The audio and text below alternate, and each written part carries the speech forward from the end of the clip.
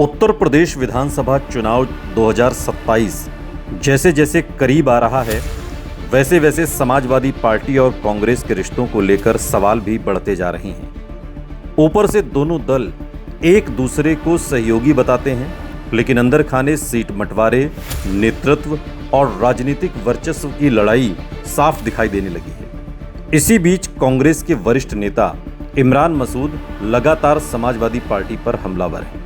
उनके बयानों ने यह सवाल खड़ा कर दिया है कि क्या कांग्रेस और समाजवादी पार्टी के बीच सब कुछ ठीक है? क्या इमरान मसूद सिर्फ अपनी व्यक्तिगत नाराजगी निकाल रहे हैं या फिर ये कांग्रेस की सोची समझी किसी रणनीति का हिस्सा है? 2027 के विधानसभा चुनावों के संदर्भ में इन सवालों का विश्लेषण करना बहुत जरूरी है। इमरान मसूद ने हाल के दिनों में कई ऐसे बयान दिए जिन्होंने समाजवादी पार्टी को असहज कर दिया। उन्होंने कहा कि समाजवादी पार्टी कांग्रेस को सीटें देने वाली भला कौन होती है? सीटें बराबरी के आधार पर बातचीत से तय होंगी। इसके बाद उन्होंने ये भी कहा कि समाजवादी पार्टी इस भ्रम में न रहे कि उसने अकेले 2024 का लोकसभा चुनाव जीता। उनके अनुसार यदि कांग्रेस का समर्थन और मुस्लिम मतदाताओं का एक मुश्त वोट न मिला होता तो समाजवादी पार्टी का प्रदर्शन 2022 यूपी विधानसभा चुनाव जैसा ही रहता। उन्होंने ये भी दावा किया कि कांग्रेस की उत्तर प्रदेश में लगभग 170 सीटें हैं जहां वो गंभीर दावेदारी पेश कर सकती है, यानी कि 170 सीटों की दावेदारी इमरान मसूद ने कांग्रेस की ओर से कर दी है। इन बयानों को केवल व्यक्तिगत टिप्पणी मान लेना जल्दबाजी होगी। राजनीति में वरिष्ठ नेताओं के लगातार एक जैसे बयान अक्सर किसी बड़े राजनीतिक उद्देश्य का संकेत देते हैं। हालांकि कांग्रेस नेतृत्व ने सार्वजनिक रूप से गठबंधन तोड़ने जैसी कोई बात नहीं कही है। राहुल गांधी ने अखिलेश यादव को जन्मदिन की शुभकामनाएं देते हुए भविष्य में भी साथ मिलकर लड़ने की बात कही थी। इससे साफ है कि शीर्ष नेतृत्व गठबंधन बनाए रखना चाहता है, लेकिन इसका मतलब ये नहीं कि कांग्रेस बिना शर्त समाजवादी पार्टी की हर बात मानने को तैयार है। असल लड़ाई सीट बंटवारे की है। 2024 के लोकसभा चुनाव में कांग्रेस का प्रदर्शन पहले की तुलना में बेहतर रहा। इससे पार्टी का आत्मविश्वास बढ़ा है।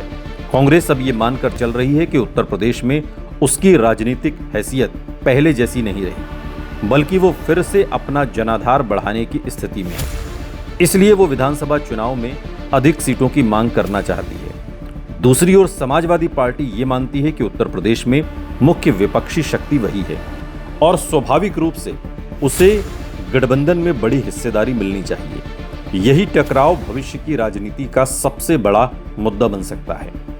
इमरान मसूद के बयानों के पीछे व्यक्तिगत कारण भी बताए जाते हैं। जब वो कुछ समय पहले समाजवादी पार्टी में गए थे तब उन्हें बड़ी राजनीतिक भूमिका मिलने की उम्मीद थी, लेकिन ऐसा नहीं हुआ। बाद में वो फिर कांग्रेस में लौट आए। सहारनपुर क्षेत्र से समाजवादी पार्टी के स्थानीय नेताओं के साथ उनकी राजनीतिक प्रतिद्वंदिता भी जगजाहिर है। इसलिए ये कहना गलत नहीं होगा कि उनके कुछ बयान स्थानीय राजनीतिक अनुभवों से भी प्रभावित हो सकते हैं, लेकिन केवल निजी नाराजगी से इतने लगातार और एक जैसी राजनीतिक लाइन वाले बयान आना भी आसान नहीं होता।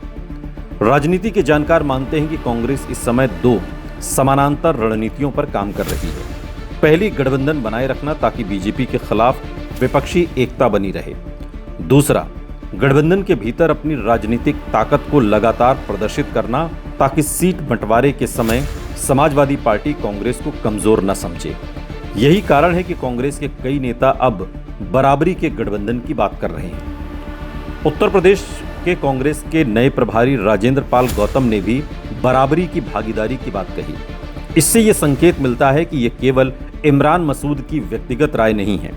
हालांकि कांग्रेस नेतृत्व ने आधिकारिक रूप से सीटों की संख्या पर कोई घोषणा नहीं की है, लेकिन उनके नेताओं के बयान ये संदेश जरूर दे रहे हैं कि इस बार पार्टी 2022 जैसी स्थिति स्वीकार करने के मूड में नहीं है। 2022 में कांग्रेस ने इसी विवाद के बाद अकेले चुनाव लड़ने का फैसला किया था। मुस्लिम वोट भी इस पूरे विवाद का बड़ा केंद्र है। 2024 के लोकसभा चुनाव में मुस्लिम मतदाताओं ने बीजेपी को हराने के उद्देश्य से बड़े पैमाने पर विपक्षी गठबंधन का समर्थन किया। कांग्रेस अब चाहती है कि मुस्लिम समाज में उसका प्रभाव भी मजबूत बने।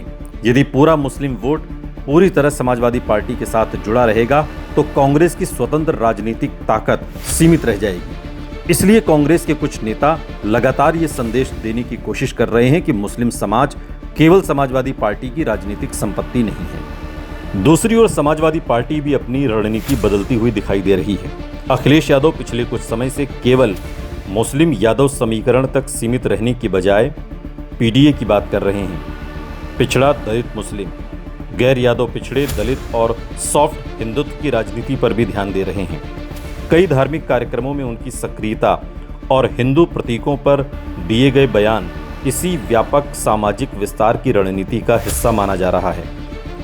इससे कांग्रेस के सामने चुनौती यह है कि यदि समाजवादी पार्टी अपना सामाजिक आधार बढ़ाने में सफल हो जाती है तो कांग्रेस की सौदेबाजी की ताकत कम हो सकती है। इमरान मसूद के बयानों पर समाजवादी पार्टी ने भी प्रतिक्रिया देनी शुरू कर दी है। पार्टी के नेताओं ने कांग्रेस नेतृत्व तक अपनी नाराजगी पहुंचाई है। इससे साफ है कि सपा इन बयानों को हल्के में नहीं ले रही।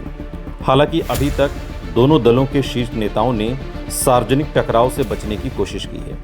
2027 यूपी विधानसभा चुनाव में सीट बंटवारा सबसे कठिन मुद्दा बनने की संभावना है। समाजवादी पार्टी स्वाभाविक रूप से अधिक सीटें चाहती है क्योंकि उसका संगठन पूरे प्रदेश में कांग्रेस की तुलना में अधिक मजबूत है। वहीं कांग्रेस का तर्क होगा कि 2024 के लोकसभा चुनाव में उसके प्रदर्शन ने उसे अधिक राजनीतिक महत्व दिया है। यदि दोनों दल समय रहते इस विवाद का समाधान नहीं करते तो गठबंधन के भीतर असंतोष बढ़ सकता है। फिलहाल ऐसा कोई संकेत नहीं है कि कांग्रेस और समाजवादी पार्टी का गठबंधन टूटने जा रहा है। बीजेपी के खिलाफ साझा राजनीतिक चुनौती दोनों दलों को साथ रहने के लिए प्रेरित करती है, लेकिन गठबंधन के भीतर शक्ति संतुलन को लेकर संघर्ष लगातार बढ़ रहा है।